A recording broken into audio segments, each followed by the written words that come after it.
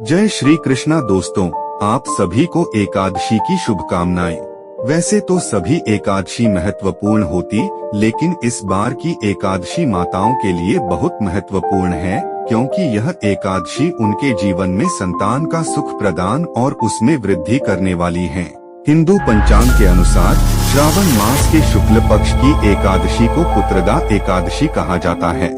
सावन मास में पड़ने वाली इस एकादशी का विशेष महत्व है। इस दिन श्री हरि विष्णु की विधिवत पूजा करने के साथ व्रत रखने से हर दुख दर्द दूर हो जाता है और भगवान शिव का आशीर्वाद भी प्राप्त होता है। इस एकादशी को पवित्रोपना एकादशी या पवित्र एकादशी के नाम से भी जानते हैं। बता दें कि साल में 2 बार पुत्रदा एकादशी का व्रत रखा जाता है। पहला श्रावण मास और दूसरा पौष माह में रखा जाता है। सावन मास में पड़ने वाले पुत्रदा एकादशी का विशेष महत्व है। सभी एकादशियों का अपना महत्व होता है, ऐसे ही इसका भी अपना महत्व है। संतान सुख, बच्चे की खुशहाली, तरक्की और उसे हर संकट से बचाने के लिए साल भर में महिलाएं कई व्रत रखती हैं। उसमें से एक है सावन माह की पुत्रदा एकादशी। जिन दंपतियों के जीवन में संतान सुख नहीं है और वह अत्यधिक परेशान है, तो माना जाता है कि पुत्र सुख की प्राप्ति के लिए पुत्रदा एकादशी के दिन व्रत रखना शुभ माना जाता है। पुत्रदा एकादशी का व्रत करने से आपको अक्षय पुण्य की प्राप्ति होती है और साथ ही आपको मृत्यु उपरांत वैकुंठ लोक की प्राप्ति होती है। कहते हैं इस व्रत को करने से आपका घर धन धान्य से भर जाता है। इस एकादशी का व्रत करने से आपको नारायण के साथ साथ माँ लक्ष्मी की भी विशेष कृपा प्राप्त होती है।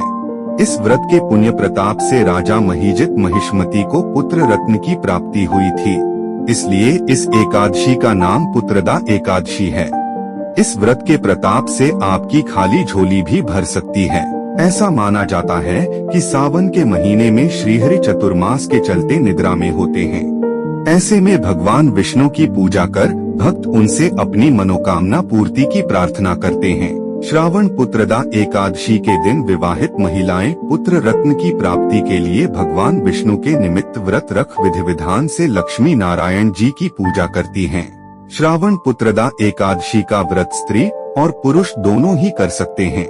इस व्रत के पुण्य प्रताप से नवविवाहित दंपतियों को पुत्र रत्न की प्राप्ति तो होती ही है, साथ ही विवाहित महिलाओं के सुख और सौभाग्य में वृद्धि होती है। वहीं उन्हें मनोवांछित फल की प्राप्ति होती है।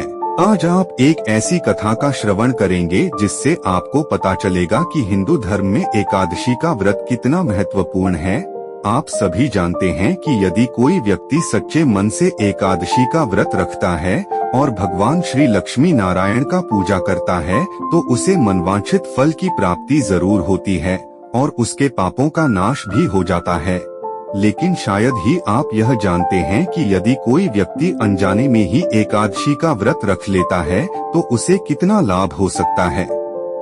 आज आप इस वीडियो में एक ऐसे ही भोले भाले भक्त के भक्ति की कथा का श्रवण करेंगे जिसे सुनने पर आपकी आंखें भर आएंगी, हृदय रो बैठेगा।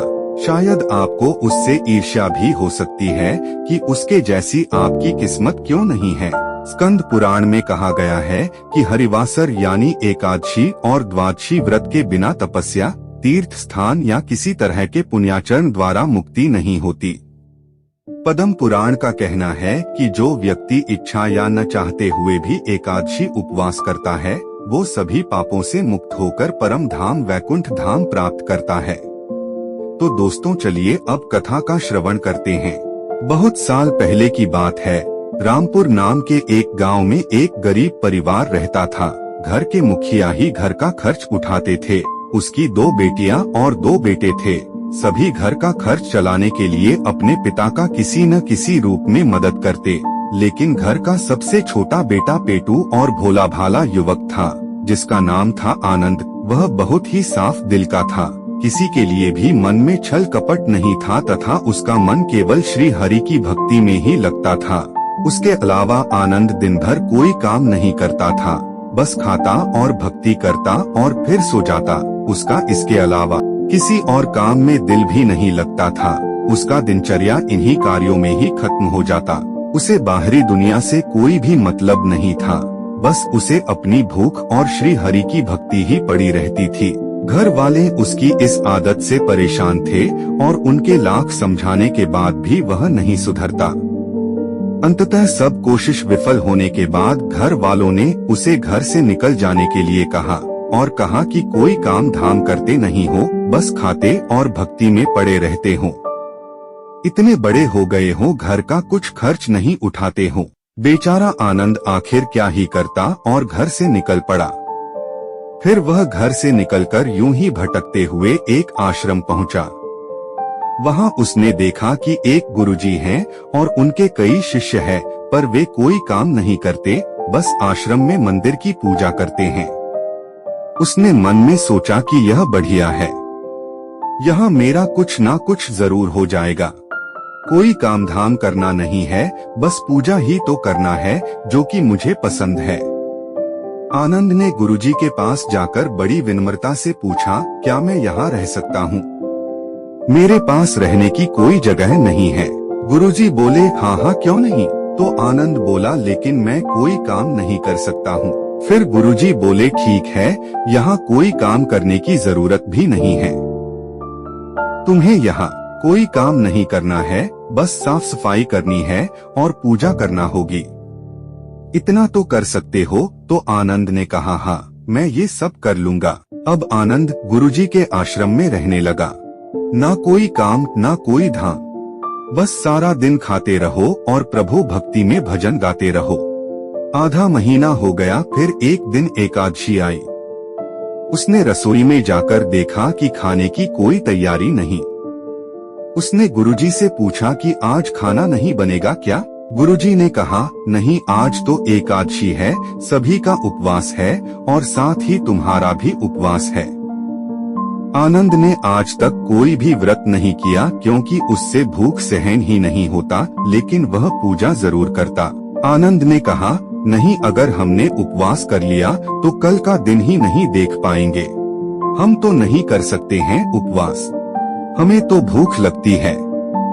आपने हमें पहले क्यों नहीं बताया? गुरुजी ने कहा, ठीक है, तुम मत करो उपवास, पर खाना भी तुम्हारे लिए कोई और नहीं बनाएगा, तुम खुद ही बना लो। फिर मरता क्या न करता और अंत में वह गया रसोई में। गुरुजी फिर आए और बोले, देखो, अगर तुम खाना बना लो तो कृष्ण जी को भोग जरूर लगा लेना और नदी के उस पार जाकर बना लो रसोई। आनंद ने कहा, ठीक है, और भोजन बनाने की सामग्री को लेकर वह चला गया। उसने जैसे तैसे खाना भी बनाया और जब खाने ही जाने लगा तो उसे याद आया कि गुरुजी ने कहा था कि कृष्ण जी को भोग भी लगाना है। फिर वह लगा भजन गाने, आओ मेरे कान्हा जी, भोग लगाओ जी, प्रभु कृष्ण आइए जी, श्री कृष्ण आइए, मेरे भोजन का भोग लगाइए। कुछ देर हो गया और जब कोई नहीं आया तो वह बेचैन हो गया और मन ही मन कहने लगा कि यहाँ तो भूख लग रही है और कृष्ण जी है कि आ ही नहीं रहे हैं। आनंद इतना भोला था कि वह जानता नहीं था कि प्रभु साक्षात तो आएंगे नहीं, पर गुरुजी की बात मानना जरूरी है। फिर उसने कहा, देखो प्रभु जी, मैं समझ गया कि आप क्यों नहीं आ रहे हैं। मैंने रूखा सूखा बनाया है और आपको अच्छा खाने की आदत है, आप इसलिए नहीं आ रहे हैं। तो सुन लीजिए प्रभु, आज वहाँ भी कुछ नहीं बना है, सबने एकादशी का व्रत किया है, खाना हो तो यह भोग ही खा लीजिए। यह सब देखकर श्री कृष्ण अपने भक्त की सरलता पर बड़े मुस्कुराए और उन्होंने सोचा कि क्यों न आज आनंद की परीक्षा ली जाए और उसके साथ खेल भी हो जाए। तब श्री कृष्ण माता लक्ष्मी के साथ प्रकट हो गए। माता लक्ष्मी और श्री कृष्ण को देखकर उसने उनको प्रणाम तो किया, पर वह असमंजस में भी पड़ गया और बोला, गुरुजी ने तो कहा था कि केवल कृष्ण जी आएंगे, पर यहाँ तो माता लक्ष्मी भी आई हैं और मैंने तो भोजन बस हम दोनों का ही बनाया है। उसके इस प्रश्न पर माता लक्ष्मी और श्री कृष्ण दोनों मुस्कुराने लगे और कहें कि आज हम तुमसे पहली बार मिले हैं और क्या तुम हम दोनों को भोजन नहीं कराओगे? भोला आनंद ने प्रभु से कहा, क्यों नहीं, चलिए कोई बात नहीं, आज आप दोनों ही भोजन कर लीजिए। अनजाने में ही आज पहली बार उसका भी एकादशी का व्रत हो गया। फिर वह बोला, प्रभु मैं तो भूखा ही रह गया, लेकिन मुझे आप दोनों को देखकर बड़ा अच्छा ही लग रहा है। लेकिन अगली एकादशी पर ऐसा नहीं कीजिएगा, पहले ही बता दीजिएगा कि कितने जन आ रहे हैं, और हाँ, थोड़ा जल्दी आ जाइएगा, पेट का सवाल है। कृष्ण जी उसकी बात पर बड़े मुदित हुए और प्रसाद ग्रहण करके दोनों चले गए। भोला आनंद को इतना भी नहीं पता कि उसे प्रभु के दर्शन हो गए, जो शायद ही किसी को होता है। अगली एकादशी तक यह भोला मानस सब भूल गया। उसे लगा कि प्रभु ऐसे ही आते होंगे और प्रसाद ग्रहण करते होंगे। फिर एकादशी आई। उसने गुरुजी से कहा, मैं चला अपना खाना बनाने, पर गुरुजी थोड़ा ज्यादा अनाज लगेगा, वहाँ 2 लोग आते हैं। गुरुजी मुस्कुराए और मन ही मन बोले, भूख के मारे बावला हो गया है। ठीक है, ले जा और अनाज ले जा। अब की बार आनंद ने 3 लोगों का खाना बनाया। फिर गुहार लगाई, प्रभु कृष्ण आइए, माँ लक्ष्मी संग आइए, मेरे भोजन का भोग लगाइए। लेकिन उसे क्या पता कि उसके साथ प्रभु ने फिर से एक खेल खेला है। प्रभु की महिमा भी निराली है। भक्त के साथ कौतुक करने में उन्हें भी बड़ा मजा आता है। इस बार वे अपने भाई बलराम और बहन सुभद्रा को भी लेकर आ गए। इस बार तो यह सब देखकर आनंद को चक्कर ही आ गए और उसे कुछ समझ नहीं आ रहा था क्या हुआ। उसने सभी को प्रणाम किया और फिर प्रभु से कहा, एक का भोजन बनाया तो 2 आए, आज 2 लोगों का खाना बनाया तो पूरा खानदान आ गया। मुझे पता चल गया कि लगता है आज भी मुझे भूखा ही रहना पड़ेगा। बड़े भाई बलराम और बहन सुभद्रा ने उसे हंसते हुए पूछा कि क्या तुम हमें खाना नहीं कराओगे, हम भी तो तुमसे आज पहली बार मिले हैं। फिर वह क्या ही करता, लेकिन खुशी से उसने सबको भोजन लगाया और बैठे बैठे देखता रहा।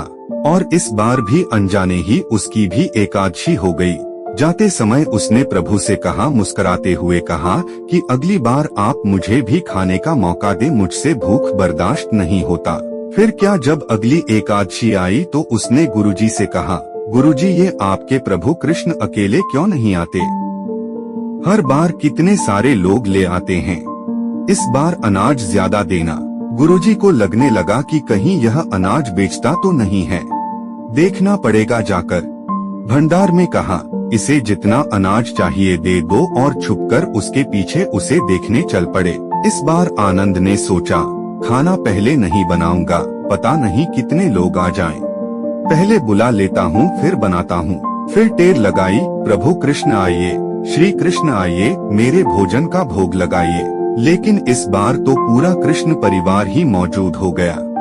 प्रभु मुस्कुराते हुए बोले, आनंद यह क्या है? प्रसाद तो तैयार ही नहीं हुआ है, ऊपर से इस बार तो मेरा पूरा परिवार आया है, तुमने भोजन क्यों नहीं बनाया है? लेकिन इस बार आनंद ने भी हंसकर कहा, प्रभु इस बार मैंने खाना नहीं बनाया, मुझे पता था कि आप कुछ ऐसा ही करेंगे और मुझे भोजन नहीं मिलेगा। प्रभु बोले, मेरा भोले आनंद, तुम में इतनी चालाकी कहाँ से आई? भोला भाला आनंद इतना चालाक कैसे हो गया? आनंद बोला, क्या करूं भगवान, पेट का सवाल है। इस बार भोजन तो आपको ही बनाना पड़ेगा और सबको भी खिला पड़ेगा, साथ ही इस बार मुझे भी खाना है। उसके इस मासूम जवाब से भगवान श्री कृष्ण, माता लक्ष्मी तथा सभी जन हंसने लगे और प्रसन्न हो गए। तभी बलराम जी बोले, क्या करें कान्हा? फिर प्रभु बोले कि भक्त की इच्छा है, पूरी तो करनी ही पड़ेगी, चलो सब लग जाओ काम पे। फिर बलराम जी ने लकड़ी उठाई, माता लक्ष्मी भोजन बनाने लगी और आनंद एक तरफ बैठकर यह सब देखता रहा।